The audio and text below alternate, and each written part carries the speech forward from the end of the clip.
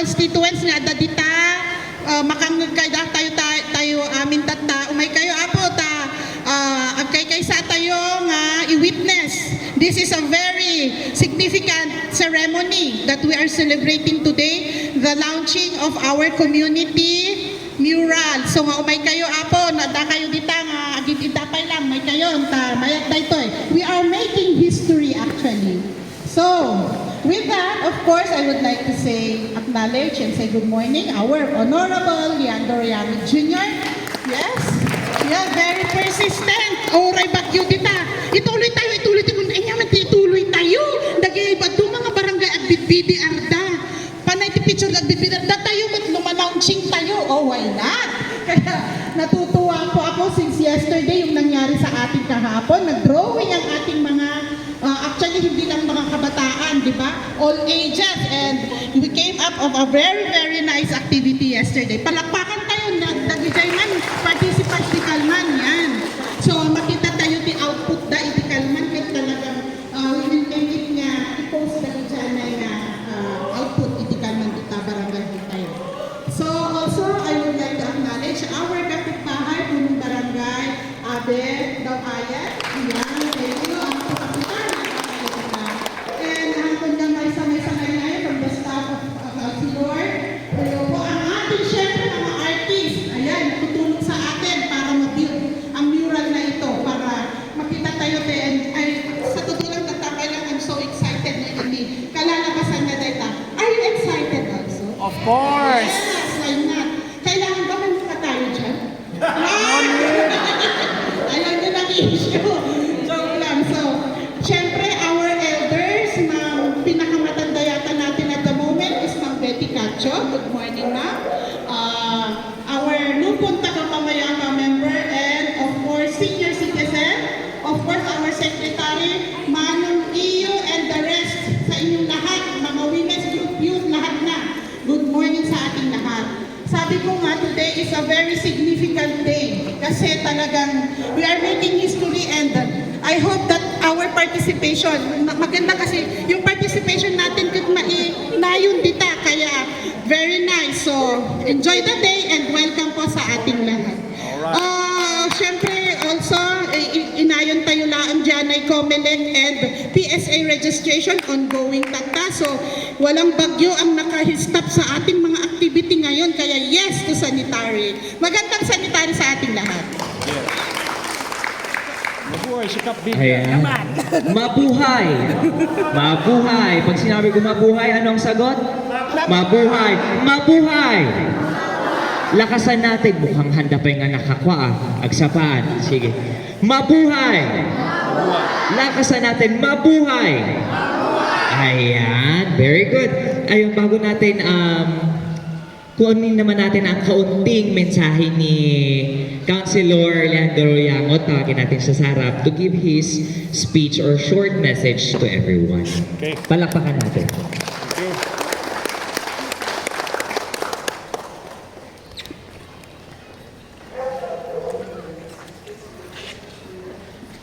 Maraming salamat sa ating butiin at magaling na MC.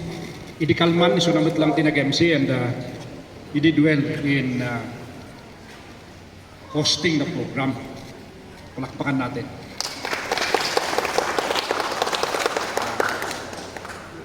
Let me borrow the term of Kapitana Vivian. Today, let us make history. So yung sinabi po ng ating MC na short, medyo hihirit ako ng siguro 2 minutong dagdag. Okay po. Sa ating pong butihing mayora ng South Sanitary Camp, si Kapitana Vivian, at ang aking pinsan, ang butihing mayor naman ng North Sanitary Camp. I would rather call you the twin barangays, or if you may, sabihin na natin, the couple. No? Anong gusto nyo? Yung twin na magkapatid o yung mag-asawa? Twin. Okay, so, yan. Thank you for the endorsement Kap Mario na twin. So, yung mga magpo-post, let's put it as the twin barangays of Sanitary Camp. Okay. Alam po nyo, today, we will make history by using colors, by interpreting what happened in the days of old and the present day sanitary camp. Noong pong araw, sabi ni Kapitan na Abi, no, iisa ang sanitary camp. In fact, ito daw na basketball court noon, iisa, wala pang north and south. But during the time of the late former Mayor Luis Lardizabal, hinati-hati po ang mga barangay sa Baguio. Kayong mga kabataan na yun, do you know the reason why? Noon po, uso yung ayuda noon, nung nagkukulang tayo sa bigas, may binibigay na cornmeal, oatmeal, nyari, bulgar, ano pa? Hindi nyo naabutan yun. Manang Betty, nyari din warwaras na or Luna. Cornmeal, gatas, vitamins also for the kids. Yan na, ganun dyan. May naabutan. Yeah, oo. Anyway, I'm taking time to relate this kasi kayong mga kabataan na pag-asa ng ating bayan sa pagbiwat ng Pilipinas, you should know your history. So yung mangyayari ngayon, it will also be a learning experience for all of us. Kaya po si Kapitan at mga barangay officials na nandito, si Kapitan, in-invite yung ating mga old-timers, yung mga pinanganak dito at kayong mga kabataan. Alam niyo ba ang history ng sanitary camp? Bakit naging sanitary camp? Does anybody know? Wala din. So yun po ang mangyayari. So, this is not just an ordinary mural painting event or program. It's a community-driven program spearheaded by the two Twin Team. And yesterday, palakpakan po natin yung mga sumama sa Free Art Lessons class dito sa mga. Yesterday, we discovered na marami palang creative talents, the young, middle age, and even the older ones, the seniors. Napakagaling. So, yeah. What will we do today? We will make history. This will be the first time where two barangays, South and North Sanitary Camp, will get together to paint history. Okay? So what will happen today is monumental. It will be for the books. Kaya po yung ating barangay secretary na Antigo, Silutan, kapamilya natin yan, will make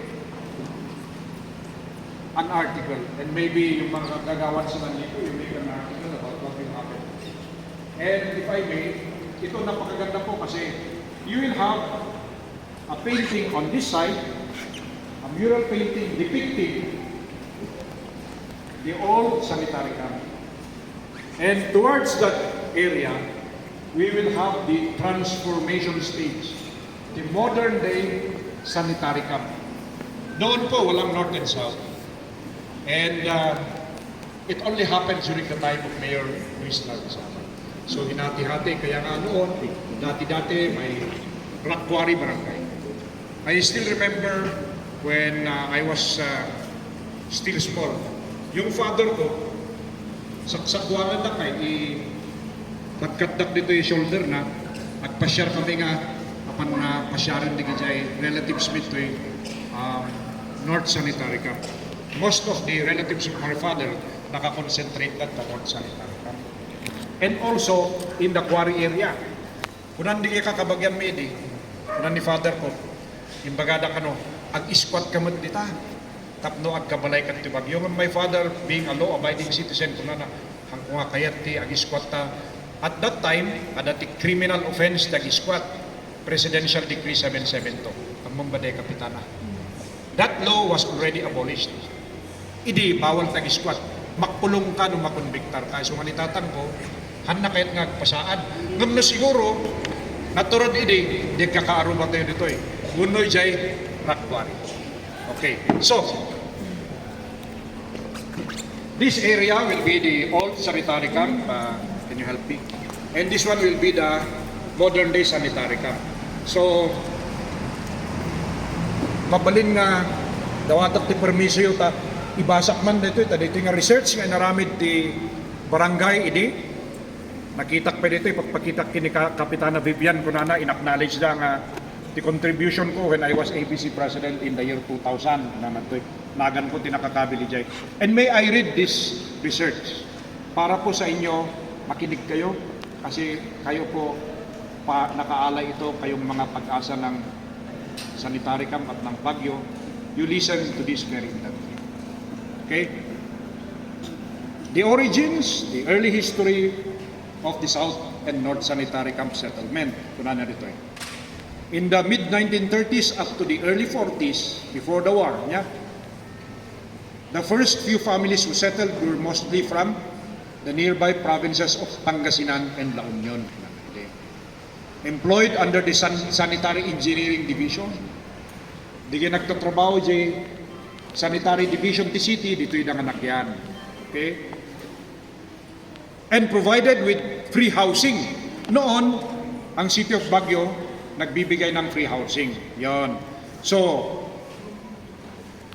meron yung first bunkhouse constructed in the presently called Central Main District of the community dito. Dito nga to, Asideg Vijay, Pugon yung adakil. Nanat to eh. Okay? Some of them resided first in Jungle Town. Amo ito Jungle Town? It's the present day Salud Mitra Barangay. Slaughterhouse, amo yung di slaughter, ijay Santo Niño Barangay. And DPS Barangay. Anya di DPS? Diya Sideg ti Paradaan ti Victory Liner. Di kita tinagapuan dito tawad kay di. Finally settling in the community. The first two Ibaloy family settlers came from nearby Ambyong. Ijay ayan teacher to the daycare. Ijay North Sanitary Camp ni Arlene Gagati. Nilakay na ti Kapitan Vijay. Isu dati muna nga settlers ito. Who also work for the maintenance of the dump site. Dito gayam ti Basurati di, manang di. Ano bro, Aurelio? Ayan na, doon natin ti Basurati. Di balay ni ko, kapitan. Kapitan. Diyan mo lang ni Kapitan. Manfred nga ganito. See? Ngayon, at the same time, this area was the area for recycled trash. So nga, Jay, painting ito eh. Kayong mga anak namin, ipipint natin doon. Magpipint tayo yung mga nagsosort out ng mga recyclables. Basura and junk, which became also their source of livelihood. Di kayo nakita natin. Sino tinakapatas, hindi kanya ito. Ang kaya niyo ba yun? Uy! Kasi ka makaantigo? Yeah, makasanitary ka. That's good. And I'm very happy for this history. So ako nawatag di oras yung i-relate na ito so that the one taking the video, irwari yun ito yung history. So that we will educate the people of Sanitary Camp as well as the city of Baguio. Okay, kuna na dito eh. The non-officials were composed of Sanitary Engineering Division Head Engineer Arvizo. Luna, do you know the name of Engineer Arvizo? Yan, basta. And chemist, Mr. Vivencio Villar. Okay? Siguradong nasa langit ng mga ito. During the war, in-check ko tiguban, World War II, no? Maganda ito, we're learning from this activity today. Most of these families went down to their provinces. In-check ko tiguban, pinmanaw itong tao dito eh. And only about 2 to 3 families were left, dug out their shelters and survived. Sino yung tatlong pamilya nila? Yung makakapagbigay ng complete name, yung tatlong pamilya na naiwan dito noong World War II, bibigyan ko ng prize. Kung hindi ngayon, anytime habang ginagawa natin yung pira. Those families that went into hiding came back and settled finally up to the present pagkatapos ng World War II. From then on, the population of the community, grew, lumaki. As more families settled here in Sanitary Camp. Ang galing ng mga gumawa nitong research. Okay? Yan. There was a big incinerator dito daw sa bahay ni Kapitan Manuel Bilibili, tama ba yun? Yes, sir. Na was in 1970. 1970, ginawa yung incinerator, yung nagsusunog ng masuka. And the name sanitary camp was born in 1928. See? Hindi nyo nabasa ko. So, sanitary camp came to be in 1928. Sinong pinanganak nito noong 1928?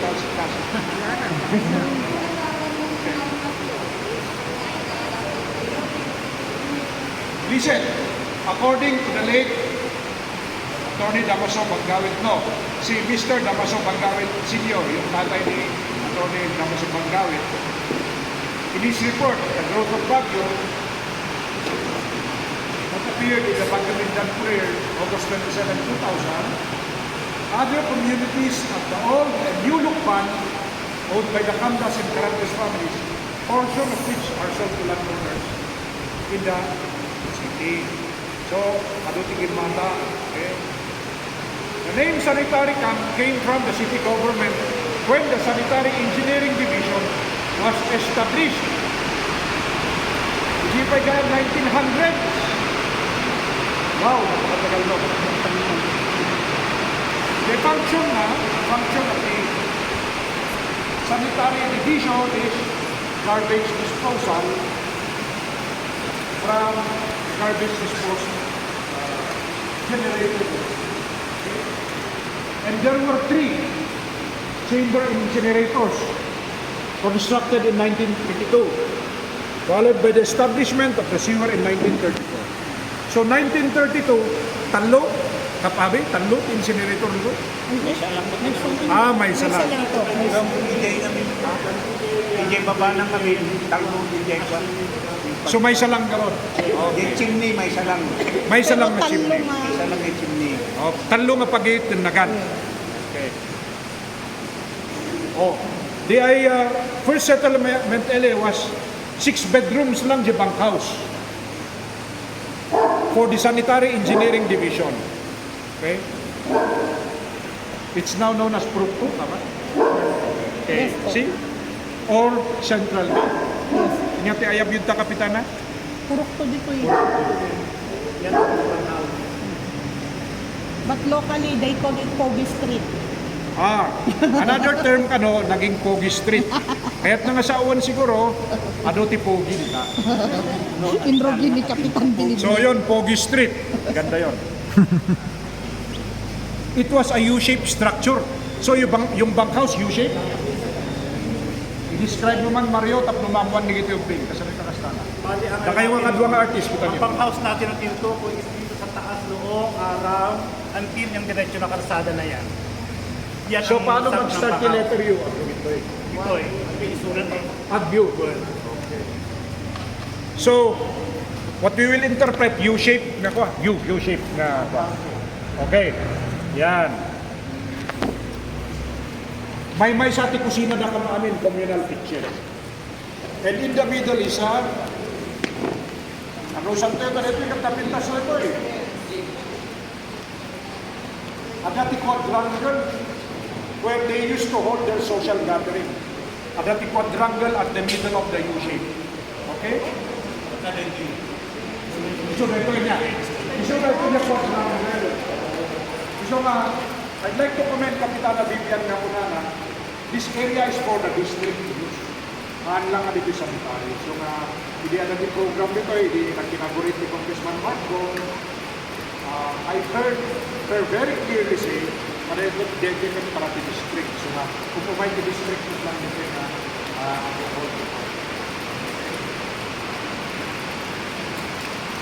and then that is house of the De La Cruz family built in 1936. Ayan na ito. De La Cruz. Then a second bunkhouse, followed in the 1950s. And a third in the early 60s. I am not at the second and third bunkhouse. Saan yung second doon? Saan yung third? Saan yung third? So separate bunkhouse. Tanlo ang bunkhouse. Okay. Ang Makinig kayo. It's very interesting. The operation of the incinerator was stopped later in the 70s and transferred to Irisan. Oh, ganun pala. Yung sewer office and the sewer plant was covered and turned into a playground. Ayun na rin. Ayun na yung old sewer line na sewer old sewer. Ayun na. Oh, listen. At present, the said area is a concrete covered court with a concrete stage for all barangay activities, constructed in 1973. Wow!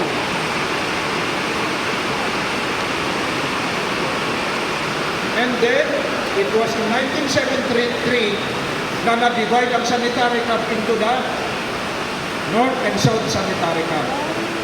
So, kailan naging mayroon ng North and South Sanitary Camp? 1973. Wow. Very interesting. Okay. Then, the Sanitary Camp subdivision, ito, was subdivided into residential lots by virtue of City Council Resolution 14 Series of 1970 and awarded to the qualified employees of the sanitary division. So karamihan pala dito nagtrabaho sa sanitary. Mga ninuno na sir, ninuno. Grand. Grand family. Naging storyteller ako ngayon, Kagawan Lodi. Okay, makinig kayo. The upper portion, now known as Purok 3, the Yap Lopez Hainas exit. Yan pala ang Purok 3 ninyo. It became under the jurisdiction of Trancoville. Okay? And according to the old folks, it used to be a cemetery. Yes.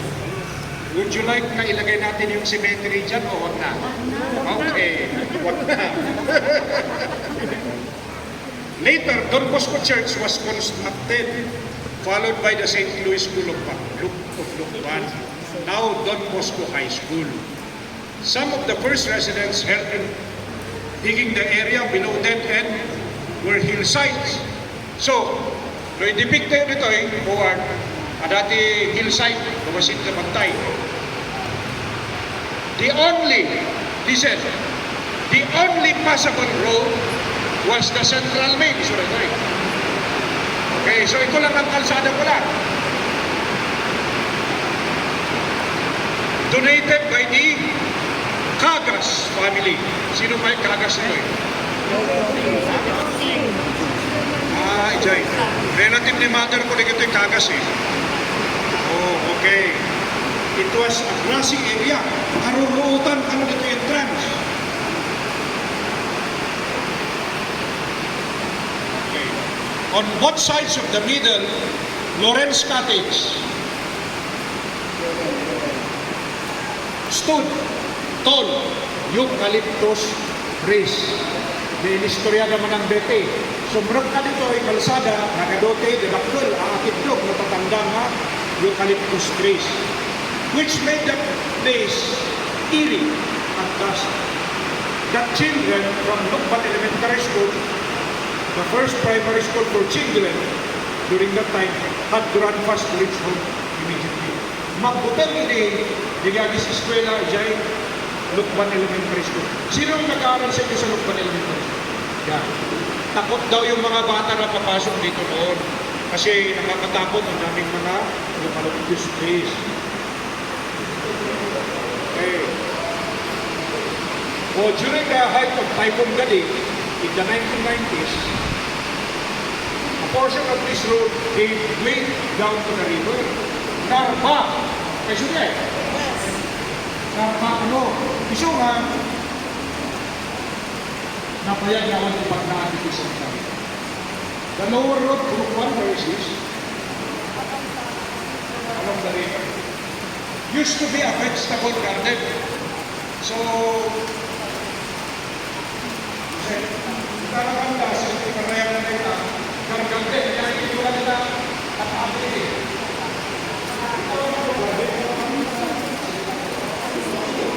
Basic. Basic, apa? Yan.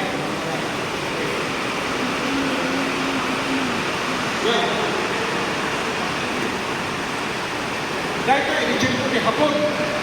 Later, it became a dumping ground for junk. After the war, and farm again by the Macau farmers. Sino rin ito Macau? Kita na. Macau farmers. Then became the property of the Baltao. Injay Bangir. Yes. With cottages later built and sold to the private community. Okay. The boundary, the sanitary camp. This is a very nice resort.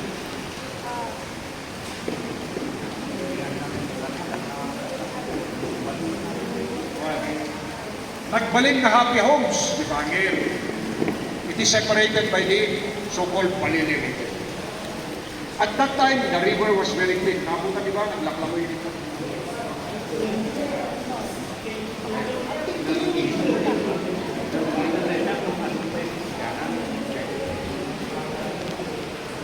Dati-dati, kung naman ito the old folks there wash their clothes, di ba?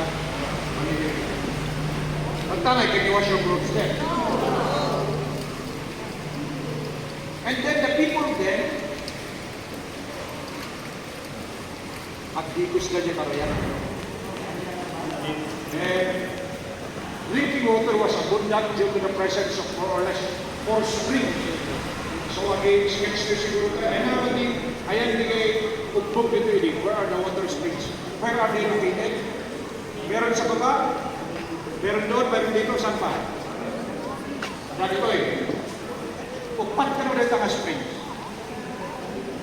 So, ito eh. Anyway, we will make the launching today, but as the days will progress, I hope Kapitana Vivian and Kap Abi, rumuar ni kita doon mga old folks ito ang istoryana sa tininayon.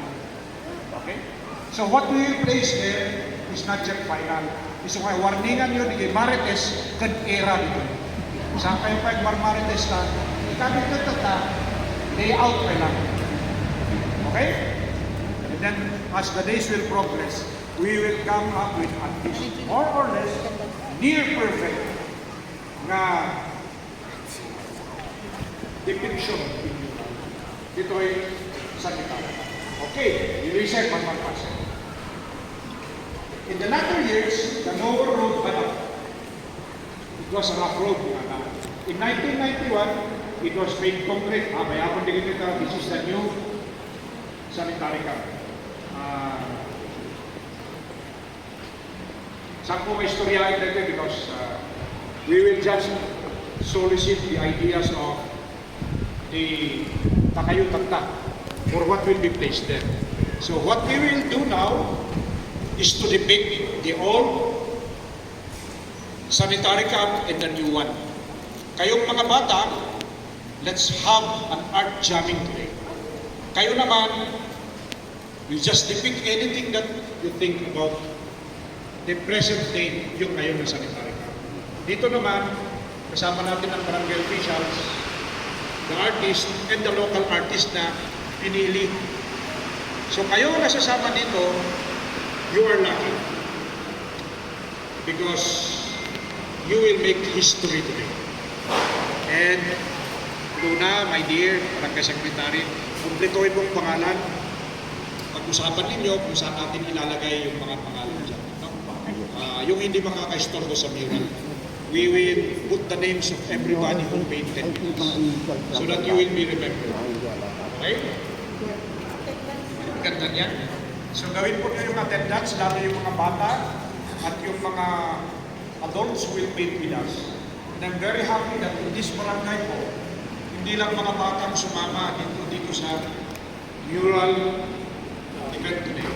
This creative initiative will be participated by all walks of life from all ages. So I hope with what Arlene will witness today, one day isang gagawin din natin sa mga kasama. Ang yung is very rich history like the North and South America. we finished 5 murals in one wall in North Central Aurora Hill. That's the biggest mural so far in Aurora Hill. And then Lopez Highlands for our attention, together with the Philippine Eagles, which I am a member, gagawa rin kami ng mural that will be a bigger mural in Lopez Highlands. So I hope you bring it to the attention of your Juwawi, si Kapitan Randy. So we will make depict the rich culture and history of it. But insofar as North and South Sanitary Camp, let's do it. And I'm very much inspired. Actually, when we call the attention of these two very active and very creative pulong barangays. No? The reception was overwhelming. Kaya nga, it encouraged us na maski bumabak yun, tinuloy natin yung activity na ako. We assess na dito naman sa everybody safe. Otherwise, kung sana may problema, hindi natin. But upon the assessment of the Barangay Disaster Coordinating Council, pwede natin ituloy kahapon. So, kami po yung nagagalak at very, very much inspired by what happened yesterday kasi dumating ang mga North and South Sanitary Camp. Sino ang mga taga South Sanitary Camp dito? Yung North Sanitary Camp. North. Yun! Galing! So it's a perfect win really. So ito po, this is for the history of Portland.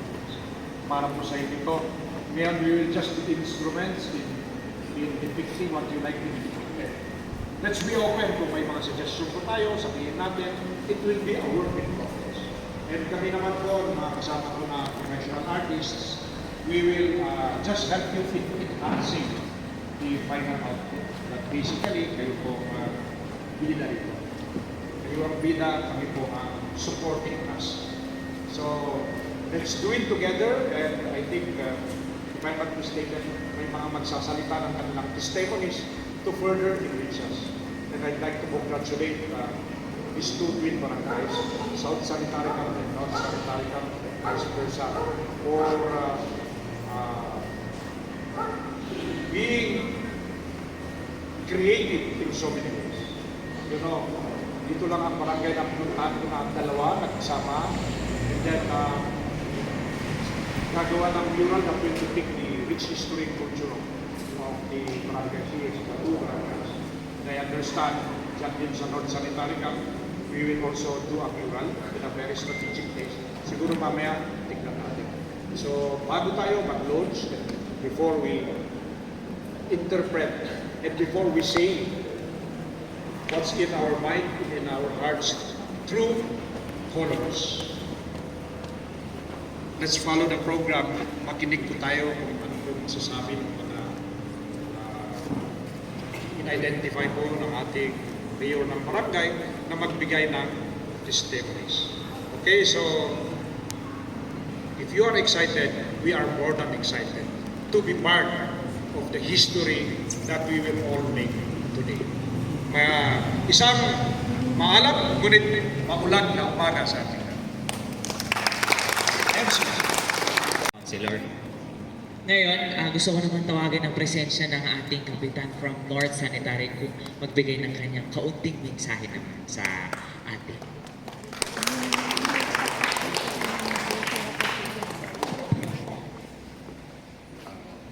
To our very energetic councilor and the beautiful barangay captain of South Sanitary Camp, members of the officials of the barangay and community members of these two barangays. Good morning. Magandang umaga. Well, kanina po si both the Kapitana and the councilor talked of history. But actually, what we are but first of all, I would like also to thank the councilor and his staff for endorsing and conducting this project.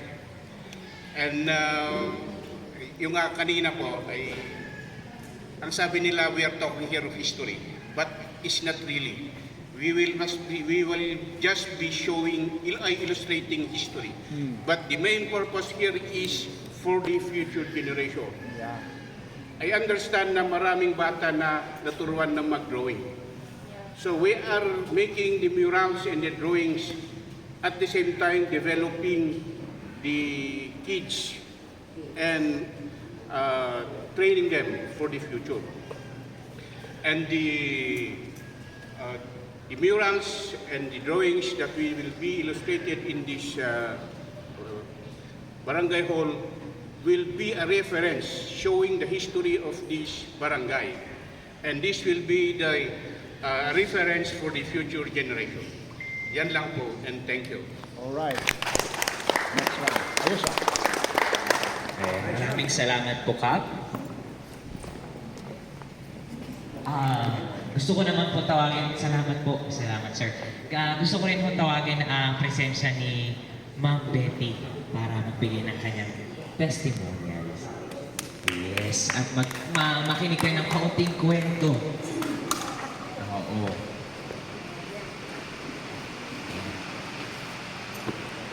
Ayan po. Ayan. Good morning, everybody. Before I start, may I say thank you to Councilor for gracing our dito Kapitan of North and South, barangay officials and their staff. Siyak ni Betty, I was here at South Sanitary Camp 1971 when I got married to one of the old-timers of Sanitary Camp. Ay, thank you. Ani, anak nga makatandar ka na ba yan? I was married to one of the old-timers of South Sanitary Camp ni Romeo, who was born at the old bank house. Before we got married niya, giyom ko ni Piskal Agunos kat imimbita anak nga umay ditoy ti makitkitak idi duwa nga palaang iti kalsada iyan ay DJ bank house wan basit Ali. haan Manong 1 meters siya man ang gidwa ka pa 2 meters lang. mahaan naganakas na may sa nga jeep la ti kundi bagna. gidya truck laalo ti One way makapagna lang iti. wan ta iji sangwanan ti balayda at dangay di gidi pagtutugawan sa yutehan ijay pa and di ma-remember ko nga inis-istorya nila kayo ko datoy covered court swamp iti datoy diya ka muno nag-alaan dati in tamtambak na ditoy so dati di dyan ay kwa di dyan barangay hall tata basit nga balay iti Katring. empleyado ti Hindi ka na awakan din kabilang daw. DPS konada di iti ti boss na idikat ni engineer Estrada at dati engineer na in charge dyan iso dati agti-take care ti sewer sa balimod ti empleyado ti basura diyan ba lang ti ma-remember ko 19 What year? 71 di ata ito at dapay lang DJ di opisina the late 1980s before the Janay EDSA revolution kinali dati sanitary camp so siguro mga 8 months kami nga 8 months kami nga magmag na igid ta di naipatagder di jay sewer adumot di istorya datoy ide nga pito nga ubing laang timo na ditoy nga lalaki di Tumanan, Cacho, Bintigan, Villanueva, sino pa? Villanueva, Pistyoko, Eschoko, yes, Eschoko, and Bulii, Gurtuan. Later, digijay, ngunti muna dito, digijay, ta isuda iti anak, iti empleyado, iti siwan. Isuda ti muna, ito'y. Later on, iti, anda ako ti sanitary company, mayat iti, barangay Fiestabe. Anya nga year din man ang pwede? 1970, before nga nagtrabaho ako sa City Hall, 1980s. 1977 siguro, naging treasurer rak dito. Iso rin dyan patadormi data basit nga stage. Iti, from that time on, awanan iti pa, awan ti ma-remember ko, katrabaho akmatan iji pa, this time lang nga iti nag-retire, naging active akmanan ito'y sanitary camp. Ngam iti, magnaka dito'y, at dati jeep nga sumsumrep. Ito'y sanitary camp, agaamu kami pa, nga kwa. Ngam later on, sabsabali mo tanti, rupa rin na tuman, ado nag-migrate to sanitary camp because ito'y ayan tayo, very accessible ride. Pangkaman di dyanay pa, di town, mabaling ka nga magmagna. Iti earthquake, ado nagkwat ito'y, nag-tent dito'y, dito yan. Kan kasla reunion ti taga-sanitary camp kasi nagigyaga apa nagigiyam dan during after the 1970 earthquake. 1990. I mean, ngam ato ti barutat ta ngam digigya old timer digigya mo lang anak tan tinababatin. On mutunti ko, siyak sa laangan ti ka, da kami kadalunan sa laangan ti nabati nga ko dito'y, nga old-timer. Ni Ate Benny, one of the yingi iti court, ti Mesa, di tatan na iti, they call him Red Nose. One of the head iti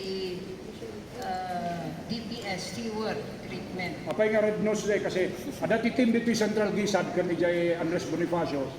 Siya tinis sponsor idi team na diay. Basketball team na they call themselves Red Nose. Apay nga Red Nose? Nalay ko minom. Ay, okay. Now I know. Now I know. Di niya store ni ko Nalay no, minom.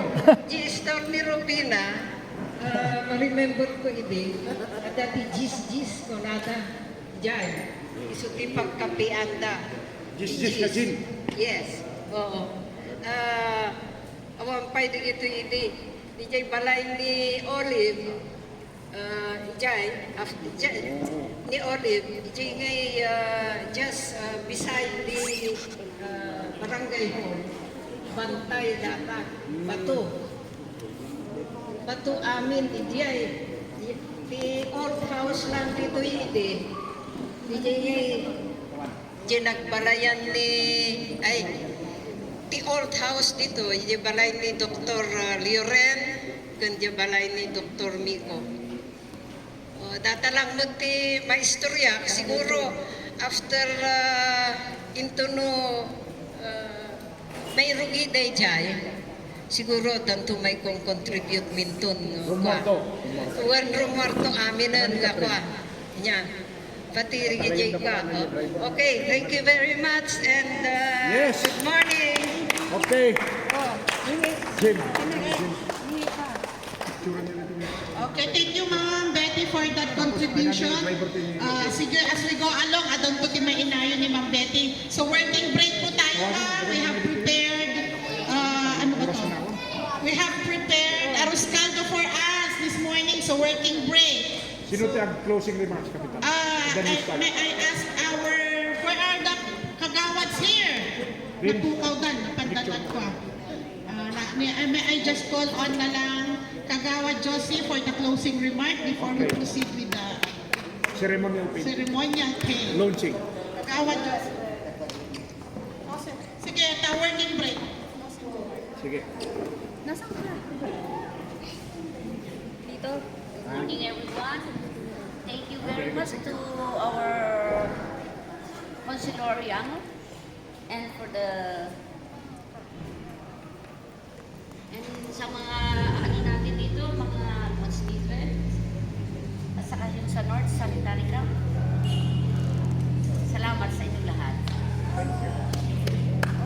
Okay. Without any further ado, let us now begin our community mural. I will explain. Okay po. Please listen, ano? Sabi ni Kapitana na sa working break. So what we will do, dito is the old sanitary camp, yun ang new. Okay? So what we will do, yung mga seniors, women's, di barangay council, sina kapitan na dalawa, dito tayo.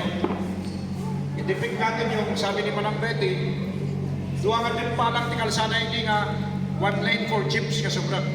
Then here, excuse me, sinong oldest sa inyo dito na sasama?